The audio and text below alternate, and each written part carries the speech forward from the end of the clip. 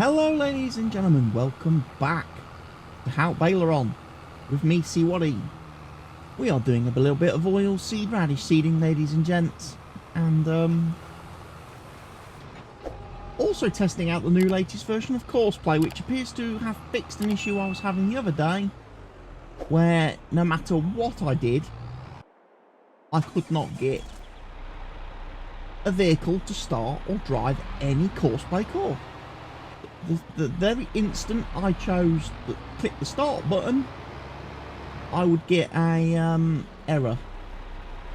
The vehicle or tool is broken, and you couldn't do anything.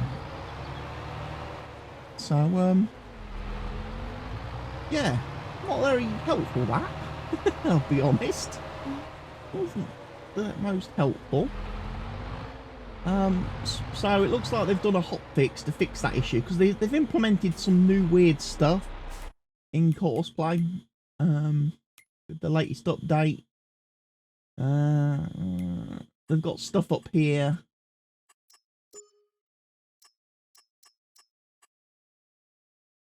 Yeah, fuel threshold and broken threshold. This is what they added, and this messed everything up. Or appeared to mess everything up.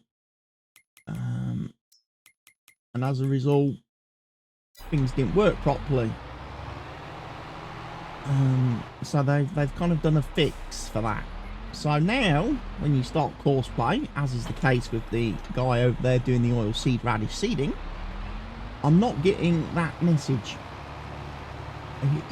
He has actually been able to start, and he has actually been carrying on with the oil seed radishing.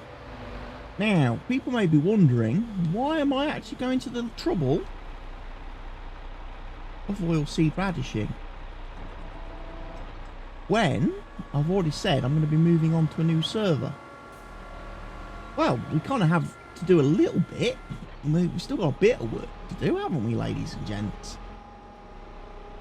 You know, it's not completely finished yet. There's still a couple of harvests that I need to do this time round. And yeah, so I figured I'd rather than having fields with nothing on them, I would rather have, when we switch month and switch to the next growth period, we actually have, you know, stuff on the field, so it looks like, you know, there's life. I mean, obviously there are some fields like 47 here and 27 up here that I'm not going to get anything done to.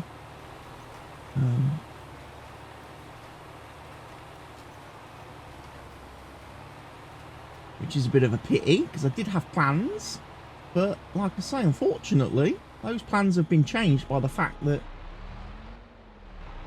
the viewers have dropped off on the Haut Beyleron series significantly, that it's just not feasible for me to continue running it, you know, as a business. The Haut Beyleron series is not financially productive to me as a content creator anymore, which is a shame, because it's been a good series. It also would have been a great map to have tested out the precision farming mod on.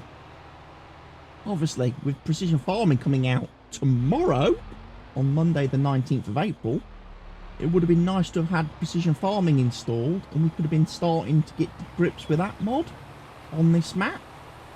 But it is what it is. It does mean that obviously it's going to change. It's not really going to change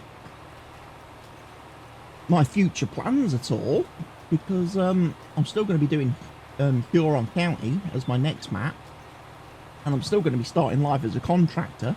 It just means that I might not be running precision farming on the next Let's Play series, because I won't know enough about it. I won't have the chance, and I don't know how it's going to affect contracts, and whether there's going to be issues with contracts completing on the old map.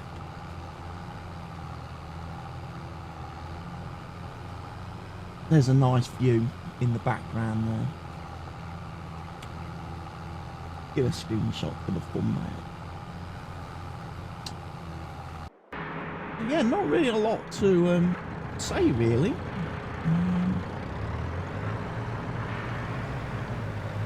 So yeah, I don't know when I'll be covering any precision farming. The chances are precision farming will be most likely seen first time from me in my multiplayer, because I'll be adding it to the multiplayer server as soon as I can get on the server, which is another issue I'm having right now. Nitrado are just being absolute garbage at the minute. For over a week now, I've not been able to start the server reliably. When the server is started, it doesn't run reliably. Players can join, and then a few moments later they all get kicked off, and the server goes offline, stops, and again, as soon as I try to restart it, I get stuck in this endless restarting loop. So Nitrado as a service provider have been very poor, I have to say. The Farm Sim 22, I had no issues with them during my FS19. The 3 years I played FS19 and hosted a server with them, didn't have any major issues, didn't have any major downtime. Everything worked fine. In the couple of months that, you know, FS22's been out, the server's been down more than it's been running, which is not good. So I'm thinking of switching over to a new company for the server. I've heard a few people mention the company, and I have had a bit of a look at their website and everything. It's a company called Very Games. I don't know if you've heard of them. Some of you may already be using them, and if you are already using Very Games, I would be very, very happy to hear what you have to say about them in terms of their reliability and stuff in the comment section down below. But I've had a bit of a look on their website, and they offer a couple of options when it comes to the server hosting. You actually get to pick, unlike Nitrado, when you actually sign up for a Very Games server, you get your choice of what PC the server will be running on in terms of hardware. And there's like 2 different levels of PC. Obviously one much higher spec than the other, which is their extreme server. They call it their extreme server. Obviously comes with a higher price tag for hosting a server on one of those PCs with the spec that that server has. But the weird thing is, everywhere I look on Nitrado, I can't find out what spec the machines are that are hosting their servers and running their servers. So I'm kind of thinking to myself that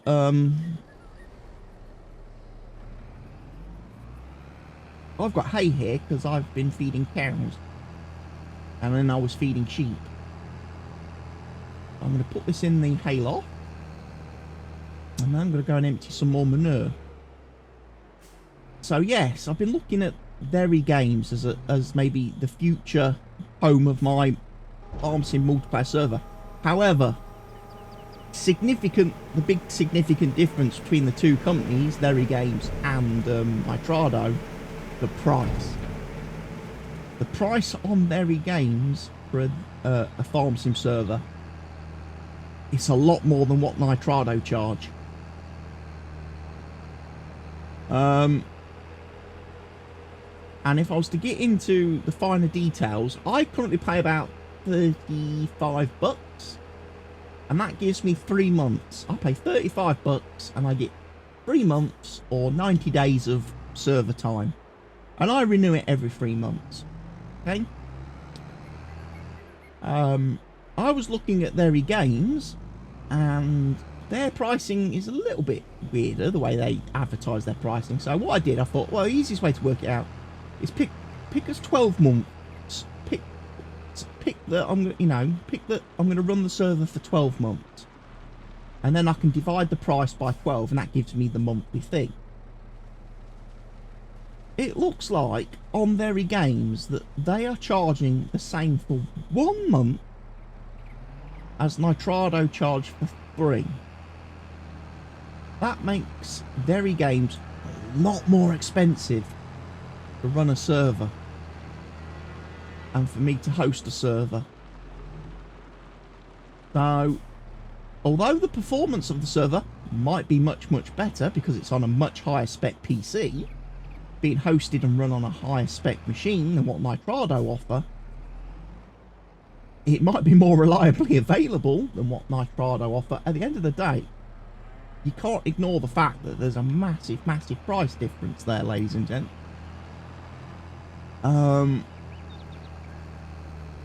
Massive price difference. They're almost 3 times as expensive to run a farm sim server. Now, of course, I do get a little bit of help and support in running the farm sim server from the players. You know, Mr. Helgi chips in with his donations, and, you know, I'm very thankful and grateful for that. I certainly wouldn't want to ask anybody to donate any more than what they feel comfortable with. So, you know, I'm not going to turn around to Mr. Helgi and say, you need to pay more money, Mr. Helgi. Because that's not right. That's not fair. You know. But it does sort of get to the point where you think, wow, you are going to need more people contributing. Run the server from that company. Something to think about. Or the problem becomes, if I start renting a server from that company that is then costing me, you know, almost triple what I pay now, then I have to think about my content. Because then I'm going to have to start produce, you know, to make the server pay, I'm going to have to produce more content from that server. You know, which means a lot of the single player stuff. My typical Let's Plays, my Calmston type Let's Plays, my Haut Beyleron style Let's Plays might have to come to an end because I might have to do more live streamy stuff.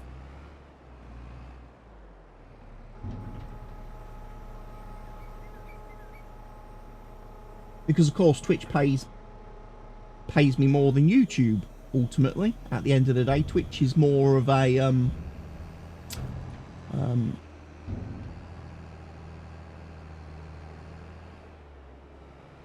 business. So I need, you know, ideally in real time, in real life, I should be streaming more than I am doing. Because Twitch is the platform that gives me the most potential to obviously earn a living and make my money to do what I do. However, you know, I'm not a fool to think that, you know, I do have a YouTube audience. I do have people that watch the content on YouTube and do like the more episodic Let's Play video style videos that are easy to digest in, you know, 40-minute chunks, you know, 40-minute or hour-long chunks than it is to sit and watch. You know, more people are able to watch a 30 to an hour-long video than find time to sit down and watch a 6-hour live stream each day.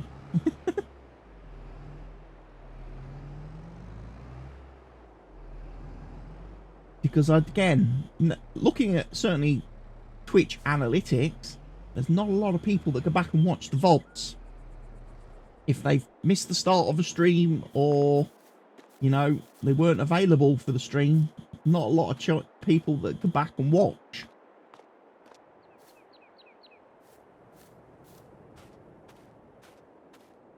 A couple of fields now that need rolling. Has he actually managed to seed all the edges? Got to seed it all the way to the edge. Because I put that new edge on the field, that's what it is. He's learned.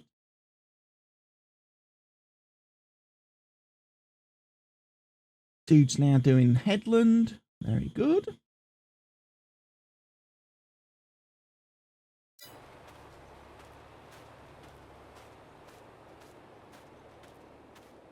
And got one more little bit to do.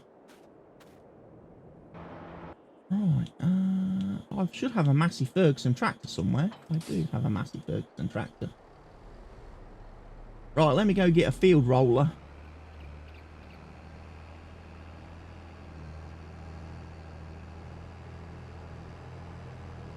I know I didn't need to roll the oilseed radish, but I've chosen to do the rolling of oilseed radish.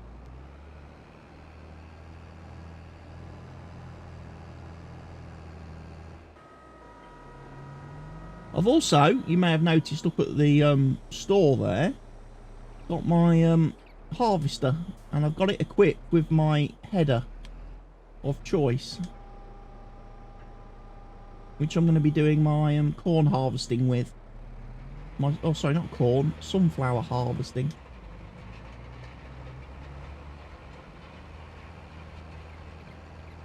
So he's already fully equipped with my Capello Kazar 16 header, not the Kazar 12, which is included in the base game. This is the modded header available on the mod hub. This is the larger header, the one that was available in FS19, that for some weird reason is not in FS22. So I've gone for that. Do the sunflowers, because obviously bigger header means we get the job done a lot faster.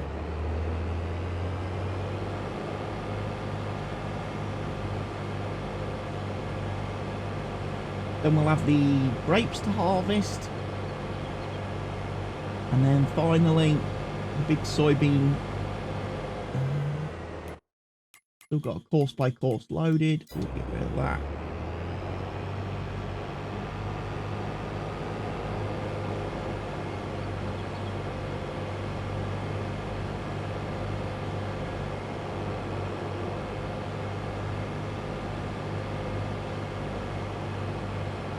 So yeah, in one sense, I'm looking forward to precision farming coming out tomorrow and seeing what that brings to the game in terms of new gameplay,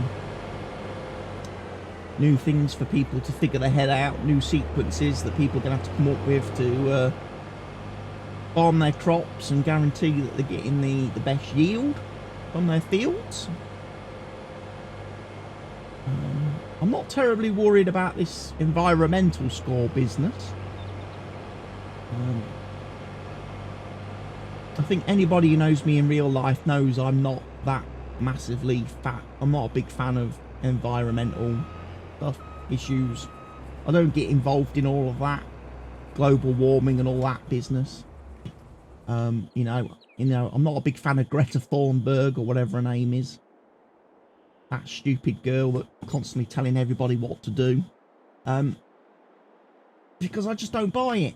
I think the planet, the world, I think science has proven since the dawn of time that our planet goes through cycles where it does things, and, you know, it's just the way it is, the way of the world. And people go, oh, it's global warming, but then we could have an ice age. Just as easily if the planet decides. You know? You just have to accept that's what happens in the world, and as history has shown us over the years, that, you know, the Earth's gone through quite a few changes in the way it does, you know, in its things. Yes, there are things you can do to be better on the environment, but, you know, at the end of the day, I think farming, you're growing shit, you're growing stuff, you know, you're growing plants. How much greener do you want to be for a business, you know? A little bit of cheese there. Not a lot of cheese. 2 pallets of cheese. Might go and sell that. Might have a drive up to the bakery quickly and just have a look.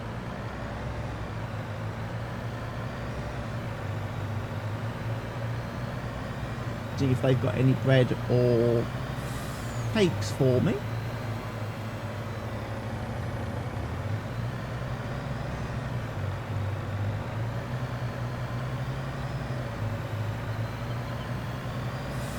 The liftable pallets mod has been fixed and updated again.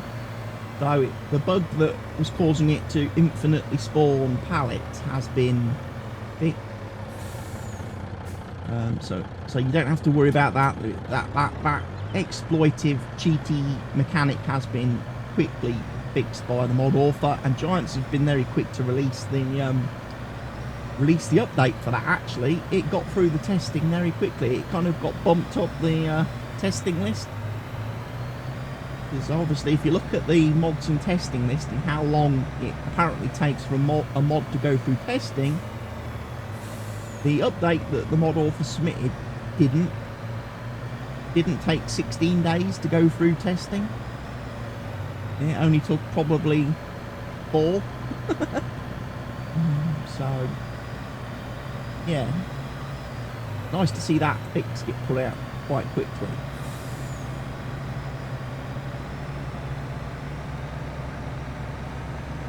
Yeah, I'm looking forward to moving on to Huron County.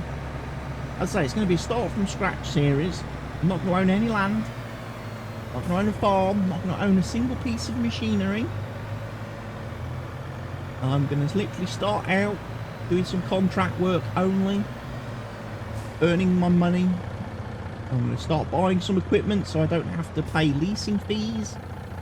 And then from that point, then maybe start looking at adding in the land at a later time. Made a little bit of money. Not a fantastic amount. It's August the 2nd, ladies and gents. Can't really do much more than that.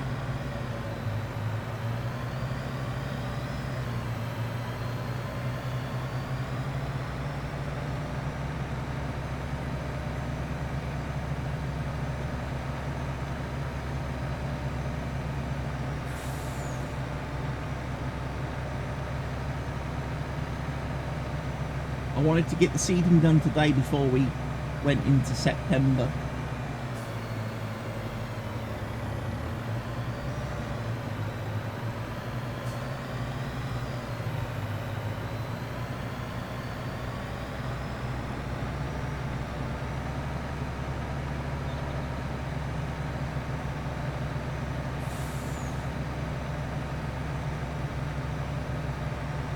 The cow pens.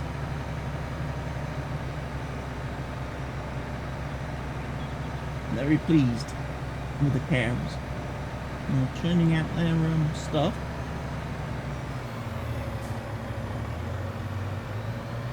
I'm obviously just taking this fella down to the sheeps because we are going to need to move wool in the next day or two. And he might as well sit over here. Be ready.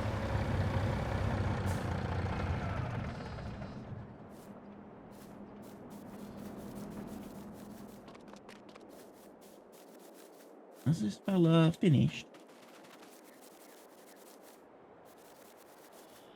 No.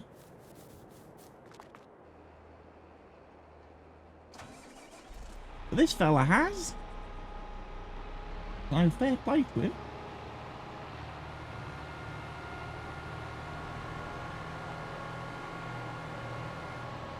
We'll let him go grab the big roller then, and he could. I was going to say he can do the rolling of that field, but I kind of want the other fella to do it because he's already got the course loaded, the course play course, and he's working. He's actually working. But I want the fella that's seeding field 43 to come over and take care of that business.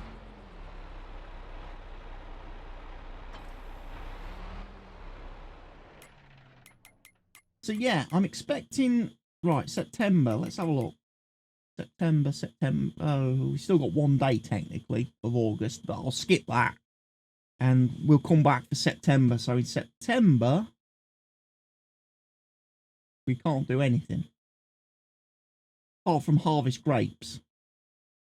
So we'll be doing the grape harvesting in September. We can't do the sunflowers and the soybeans till October.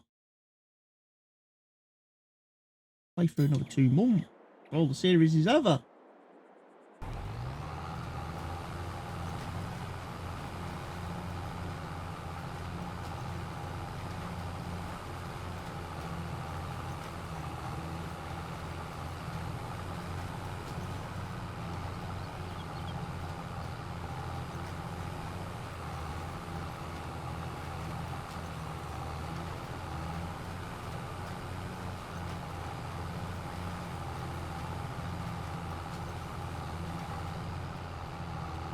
I do like this cedar.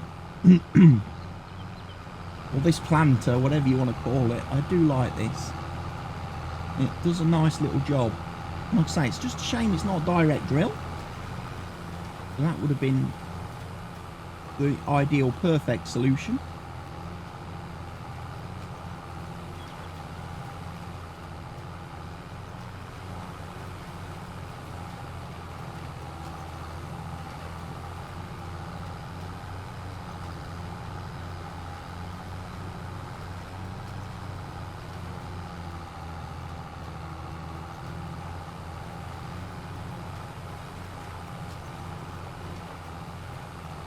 Then I wouldn't need to do all the cultivating.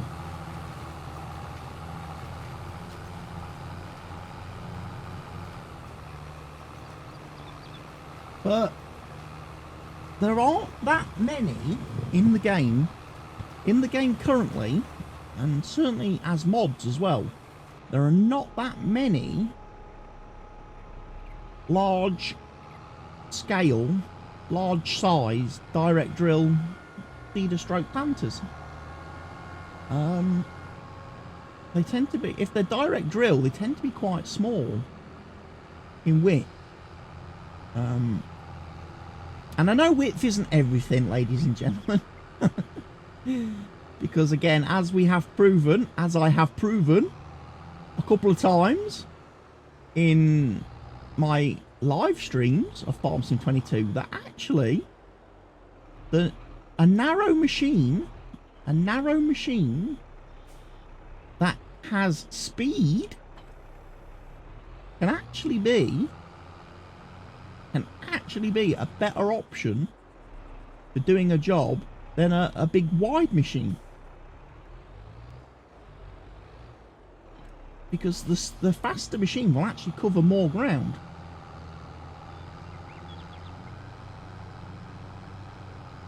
It will actually cover more ground in the same amount of time as the wide machine.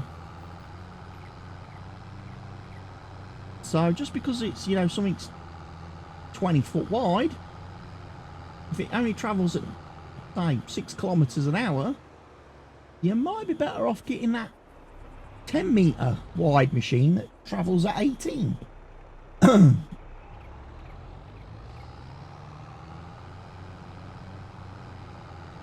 Oh, we finished rolling that field. We are now about to roll this field.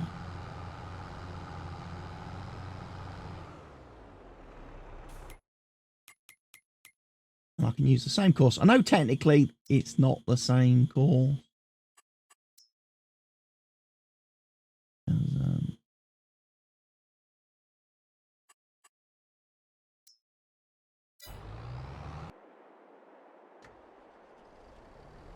What I try to remember is to start him, when using a roller, start him quite a bit before the starting point. Because as you see, he's already driving down the row and he's not actually bothered unfolding. Okay? So, with a roller attached to a tractor or a vehicle with course play, be prepared to have to redo to actually manually do the first part of the course, because for some reason, and again this has been reported numerous times, on the course play GitHub, and they've not fixed it yet. The AI driver starts the course before he's actually finished unfolding the tool. Finished unfolding and finished lowering the tool. So, Not quite sure why that's the case.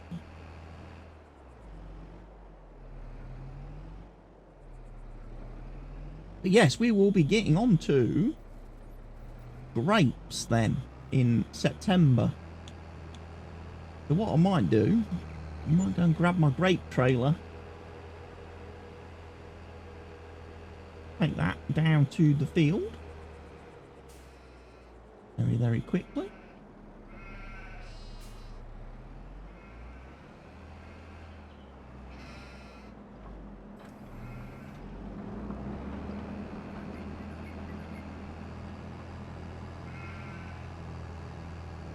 And it'll be down there ready. Obviously, I shan't be doing much on August 3, apart from just skipping time, letting my productions produce. The only thing I might have to do on August 3rd is shift my honey pallets that will spawn overnight. Yeah, that's about it. So yeah, next episode, ladies and gents, we will be in September, and hopefully we'll be starting our grape harvesting. Be nice to get the grapes harvested, get them then moved over to our factory, get them turned into grape juice.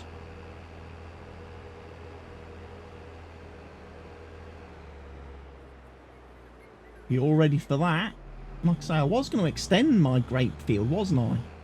But originally the plan was for me to extend the grape field, add an extra row top and bottom just to fill this field completely with grapes, but as it turns out, not able to do that.